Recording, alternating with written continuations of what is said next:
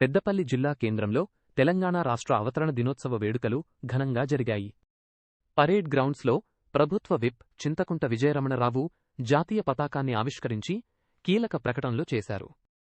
June 2 నుండి 1,15,00,000 కుటుంబాలకు రూ. 5 లక్షల ఇందిరమ్మ జీవిత బీమా, విద్యార్థులకు నూతన బ్రేక్ఫాస్టు పథకాన్ని ప్రకటించారు. జిల్లాలో రైతు భరోసా, ఉచిత బస్సు ప్రయాణం, గృహజ్యోతి, ఇందిరమ్మ ఇండ్లు, చేయూత, పెన్షన్ల ద్వారా లబ్ధి చేకూరిందని రోడ్లు, వైద్యం, సోలార్ రంగాల్లో కోట్లాది రూపాయలతో అభివృద్ధి పనులు చేపడుతున్నామని విప్ తెలిపారు. ఉన్న ఆర్థిక వ్యవస్థను 2034 నాటికి $1 ట్రిలియన్ వ్యవస్థగా, 2040 నాటికి $3 ట్రిలియన్ వ్యవస్థగా తీర్చిదిద్దే ఒక మహత్తర లక్ష్యాన్ని నిర్దేశించుకున్నాం.